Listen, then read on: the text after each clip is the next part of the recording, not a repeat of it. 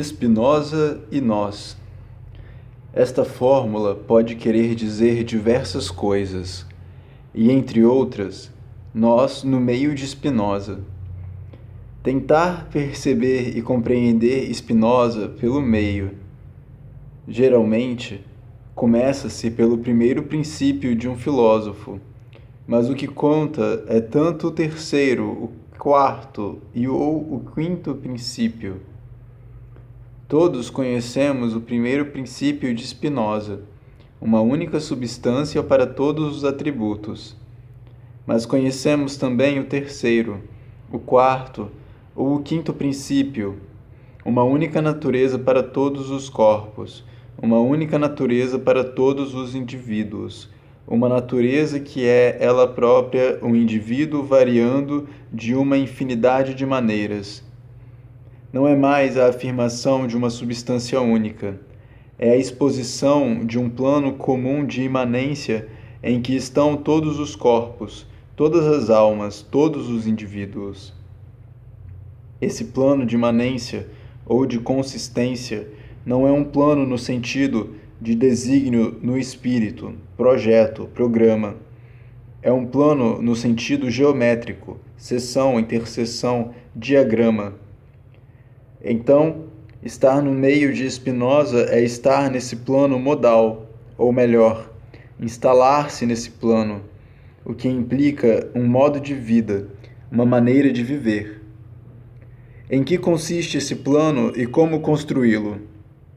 Pois é ao mesmo tempo completamente plano de imanência e todavia deve ser construído, para que se viva de maneira espinosista. Como Spinoza define um corpo? Um corpo qualquer, Spinoza o define de duas maneiras simultâneas. De um lado, um corpo, por menor que seja, sempre comporta uma infinidade de partículas. São as relações de repouso e de movimento, de velocidades e de lentidões entre partículas que definem um corpo, a individualidade de um corpo. Do outro lado, um corpo afeta outros corpos ou é afetado por outros corpos. É este poder de afetar e de ser afetado que também define um corpo na sua individualidade. Na aparência, são duas proposições muito simples. Uma é cinética e a outra é dinâmica. Contudo, se a gente se instala verdadeiramente no meio dessas proposições, se a gente as vive, é muito mais complicado e a gente se torna então espinosista antes de ter percebido o porquê. Com efeito, a proposição cinética nos diz que um corpo se define por relações de movimento e de repouso, de lentidão e de velocidade entre partículas. Isto é, ele não se define por uma forma ou por funções. A forma global, a forma específica, as funções orgânicas dependerão das relações de velocidade e de lentidão.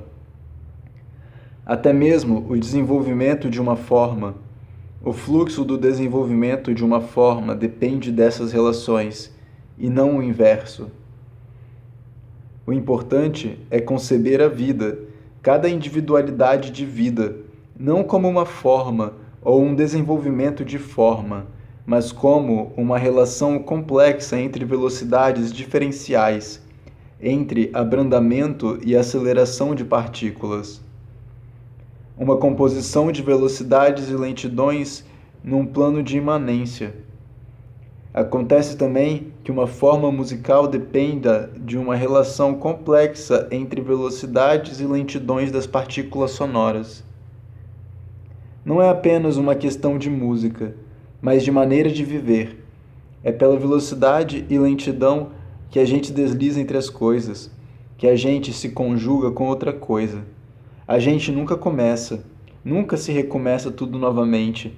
A gente desliza por entre, se introduz no meio, abraça-se ou se impõe ritmos. A segunda proposição, referente aos corpos, nos remete ao poder de afetar e de ser afetado. Não se define um corpo ou uma alma por sua forma, nem por seus órgãos ou funções, Tampouco se define um corpo como uma substância ou sujeito. Cada leitor de Spinoza sabe que os corpos e as almas não são para ele nem substâncias nem sujeitos, mas modos. Todavia, se a gente se contentar em pensá-lo teoricamente, não será suficiente. Pois, concretamente, um modo é uma relação complexa de velocidades e de lentidão no corpo, mas também no pensamento, e é um poder de afetar e de ser afetado, do corpo ou do pensamento. Concretamente, se definirmos os corpos ou os pensamentos como poderes de afetar e de ser afetado, muitas coisas mudam. Definiremos um animal ou um homem não por sua forma ou por seus órgãos e suas funções, e tampouco como sujeito. Nós o definiremos pelos afetos que ele é capaz. Capacidade de afetos, com um limiar máximo e um limiar mínimo, é uma noção frequente no pensamento de Spinoza. Tomemos um animal qualquer, elaboremos uma lista de afetos, em qualquer ordem. As crianças sabem fazê-lo. O pequeno Hans, tal como Freud relata seu caso, faz uma lista de afetos de um cavalo de tiro que puxa um carro numa cidade. Sentir orgulho, ter antolhos, andar depressa, puxar uma carga pesada, cair, ser chicoteado, fazer tumulto com suas patas, etc. Há, por exemplo, grandes diferenças entre um cavalo de lavoura ou de tiro e um cavalo de corrida, entre um boi e um cavalo de lavoura. É porque o cavalo de corrida e o de lavoura não possuem os mesmos afetos, nem o mesmo poder de ser afetado. O cavalo de lavoura tem antes mais afetos em comum com o boi. Vê-se que o plano de imanência, o plano de natureza, que distribui os afetos, não separa absolutamente coisas que seriam ditas naturais e coisas que seriam ditas artificiais.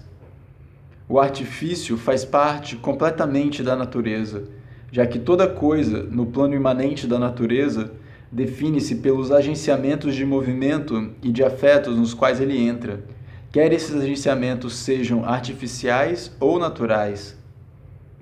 Muito tempo após Spinoza, diversos biologistas e naturalistas tentaram descrever mundos animais definidos pelos afetos e pelos poderes de afetar ou de ser afetado.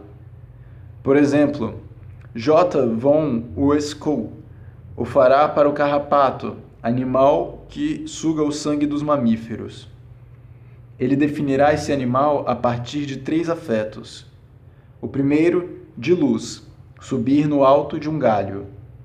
O segundo, olfativo, se deixar cair sobre um mamífero que passa sobre o galho. O terceiro, calorífico, procurar a região sem pelo e mais quente. Um mundo com 3 afetos apenas, em meio a tudo que se passa na floresta imensa. Um limiar ótimo e um limiar péssimo no poder de ser afetado. O carrapato repudia aquele que vai morrer, e o carrapato é capaz de jejuar por muito tempo. Tais estudos que definem os corpos, os animais ou os homens pelos afetos de que são capazes, fundaram o que chamamos hoje de etologia. Isso vale para nós, para os homens, não menos do que para os animais, visto que ninguém sabe antecipadamente os afetos do que é capaz. É uma longa história de experimentação, uma demorada prudência, uma sabedoria espinosista que implica a construção de um plano de imanência ou de consistência. A ética de Spinoza não tem nada a ver com uma moral. Ele a concebe como uma etologia, isso é, como uma composição das velocidades e das lentidões, dos poderes de afetar e de ser afetado nesse plano de imanência. Eis porque Spinoza lança verdadeiros gritos. Não sabeis do que sois capazes, no bom como no mal.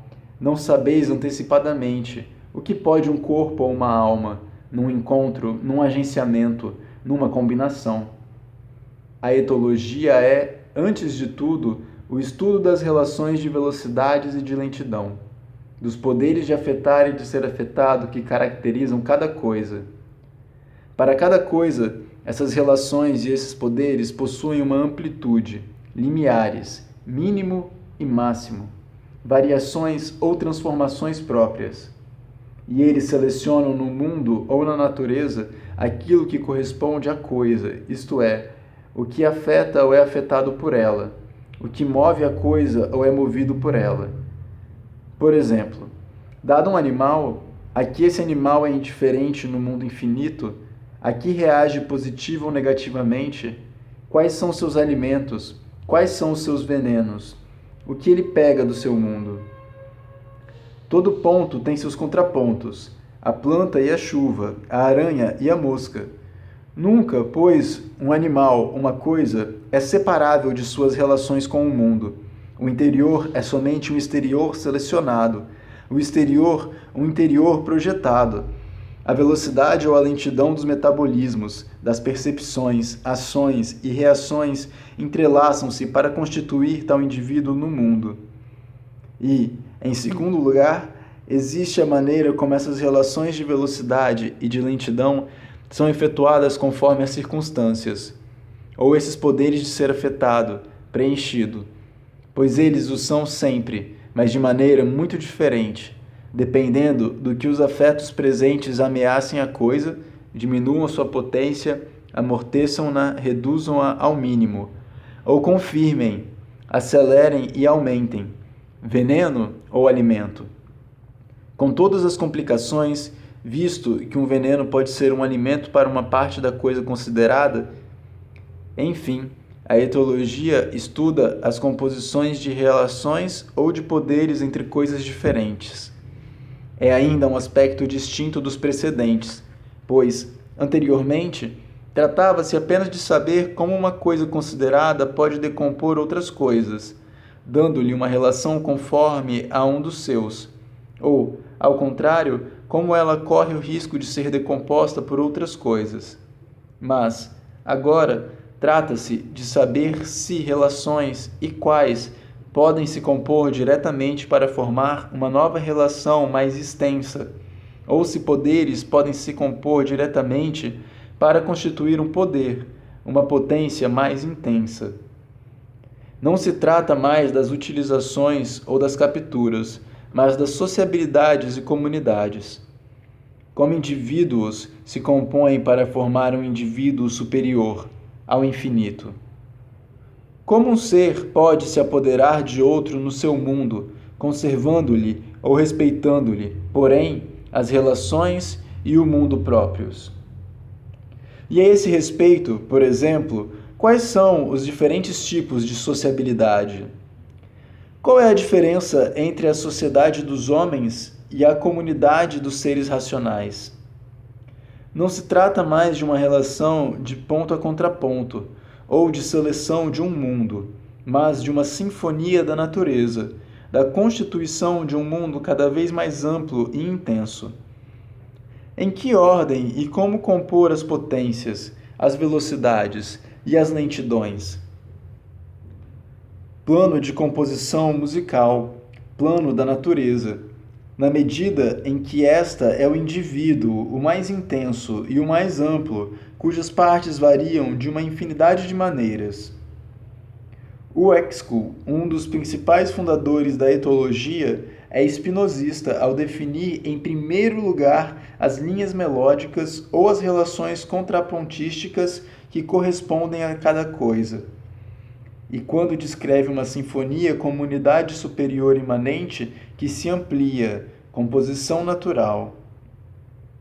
Essa composição musical intervém em toda a ética, que a constitui como um único e mesmo indivíduo cujas relações de velocidade e de lentidão não cessam de variar, sucessiva e simultaneamente. Sucessivamente, nós o vimos para as diversas partes da ética que são afetadas por velocidades relativas cambiantes, até a velocidade absoluta do pensamento no terceiro gênero do conhecimento. E, simultaneamente, na medida em que as proposições e os escolhos não andam no mesmo ritmo e compõem dois movimentos que se atravessam. A ética, composição de que todas as partes são levadas pela maior velocidade e no mais amplo movimento. Numa belíssima página, Lagnell falava dessas velocidade e dessa amplitude que o induziam a aproximar a ética de uma música. Rapidez do pensamento fulgurante, potência em extensão profunda, poder de perceber num único ato a relação de um maior número possível de pensamentos. Em suma, se somos espinosistas, não definiremos algo nem por sua forma, nem por seus órgãos e suas funções, nem como substância ou como sujeito. Tomando emprestados termos da Idade Média, ou então da geografia, nós o definiremos por longitude e latitude. Um corpo pode ser qualquer coisa, pode ser um animal, pode ser um corpo sonoro, pode ser uma alma ou uma ideia, pode ser um corpus linguísticos, pode ser um corpo social, uma coletividade. Entendemos por longitude de um corpo qualquer conjunto das relações de velocidade e de lentidão, de repouso e de movimento, entre partículas que o compõem desse ponto de vista, isso é, entre elementos não formados. Entendemos por latitude o conjunto de afetos que preenchem o corpo a cada momento, isso é, os estados intensivos de uma força anônima, força de existir, poder de ser afetado. Estabelecemos assim a cartografia de um corpo. O conjunto das longitudes e das latitudes constitui a natureza. O plano de imanência ou de consistência, sempre variável e que não cessa de ser remanejado, composto, recomposto pelos indivíduos e pelas coletividades. Há duas concepções bem opostas da palavra plano, ou da ideia de plano. Mesmo quando essas duas concepções se misturam e quando nós passamos insensivelmente de uma para outra. Chamamos plano teológico toda organização que vem de cima e diz respeito a uma transcendência, mesmo oculta, desígnio no espírito de um Deus, mas também evolução nas profundezas supostas da natureza ou ainda organização de poder de uma sociedade. Tal plano pode ser estrutural ou genético, ou os dois ao mesmo tempo. Ele se refere sempre a formas e a seus desenvolvimentos, a sujeitos e as suas formações. Desenvolvimento de formas e formação de sujeitos é o caráter essencial dessa primeira espécie de plano. É, pois, um plano de organização e de desenvolvimento. Desde logo, será sempre, independentemente do que se diga, um plano de transcendência que dirige tanto as formas quanto os sujeitos, e permanece oculto, que nunca é dado, que deve apenas ser adivinhado, induzido, inferido a partir do que ele oferece. Ele dispõe de fato de uma dimensão a mais, implicando sempre uma dimensão suplementar às dimensões daquilo que é dado. Ao contrário, um plano de imanência não dispõe de uma dimensão suplementar. O processo de composição deve ser captado por si mesmo, mediante aquilo que ele dá, naquilo que ele dá. É um plano de composição e não de organização nem de desenvolvimento. Talvez as cores ilustrem o primeiro plano, enquanto a música, os silêncios e os sons pertençam a esse último. Não há mais formas, mas apenas relações de velocidade entre partículas ínfimas de uma matéria não formada. Não há mais sujeito, mas apenas estados afetivos individuantes de força anônima. Aqui, o plano só retém movimentos e repousos, cargas dinâmicas afetivas. O plano será percebido como aquilo que ele nos faz perceber, passo a passo. Não vivemos, não pensamos, não escrevemos da mesma maneira num e noutro plano. Por exemplo, Goethe e mesmo Hegel, sob certos aspectos, puderam passar por espinosistas, mas não o são verdadeiramente, visto que nunca deixaram de vincular o plano à organização de uma forma e à formação de um sujeito. Os espinosistas seriam antes Hölderlin, Kleist, Nietzsche, pois pensam em termos de velocidades e de lentidões, catatonias paralisadas e movimentos acelerados, elementos não formados, afetos não subjetivados. Escritores, poetas, músicos, cineastas e também pintores, inclusive leitores ocasionais, podem se tornar espinosistas, mais do que filósofos de profissão. É uma questão de concepção prática do plano. Não é que se seja espinosista sem sabê-lo, mas, bem antes, há um curioso privilégio de Spinoza, algo que só ele parece ter alcançado. É um filósofo que dispõe de um extraordinário aparelho conceitual, extremamente avançado, sistemático e sábio. E contudo ele é, no nível mais alto, o objeto de um encontro imediato e sem preparação, tal que um não-filósofo, ou ainda alguém despojado de qualquer cultura, pode receber dele uma súbita iluminação, um raio. É como se a gente se descobrisse espinosista. A gente chega no meio de Spinoza, é arrastado, levado ao sistema ou à composição. Quando Nietzsche escreve: "Estou surpreendido, encantado, quase não conhecia Spinoza. Se acabo de sentir necessidade dele, é o efeito de um ato instintivo." Ele não fala apenas como filósofo, e sobretudo, não, talvez, na qualidade de filósofo. Um historiador da filosofia tão rigoroso como Victor Delbos ficou impressionado com este traço, o duplo papel de Spinoza, ao mesmo tempo como modelo exterior muito elaborado, mas também como uma impulsão secreta interna, a dupla leitura de Spinoza, por um lado, leitura sistemática à procura da ideia de conjunto e da unidade das partes, mas por outro, ao mesmo tempo, a leitura afetiva, sem ideia de conjunto, onde se é levado ou colocado, posto em movimento ou em repouso, agitado ou acalmado, dependendo da velocidade desta ou daquela parte. Quem é espinosista?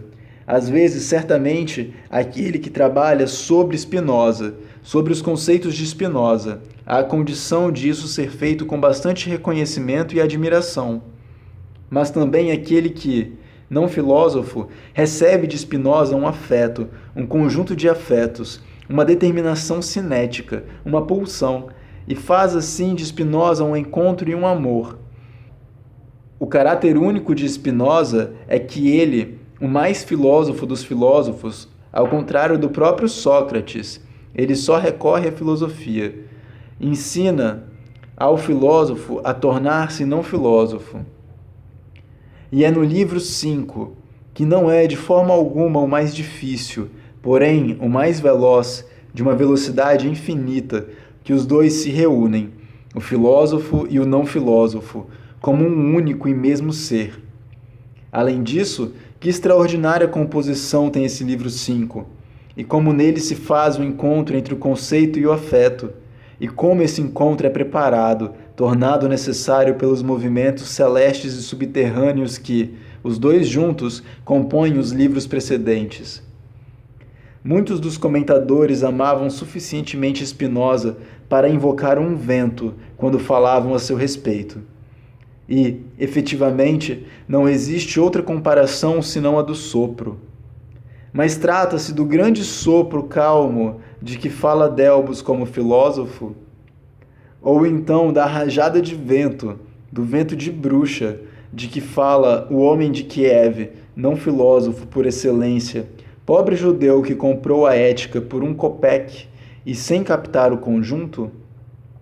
Os dois, visto que a ética compreende ao mesmo tempo o conjunto contínuo das proposições, demonstrações e corolários, como o movimento grandioso dos conceitos e o encadeamento descontínuo dos escólios, como um lançar de afetos e de pulsões, uma série de rajadas.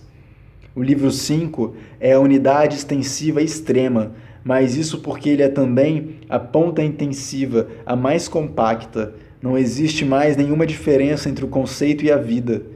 Contudo, precedentemente, já era a composição ou o entrelaçamento das duas componentes, aquilo que Romain Rolland chamava o sol branco da substância e as palavras de fogo de Spinoza. Gilles Deleuze, Spinoza, Filosofia Prática.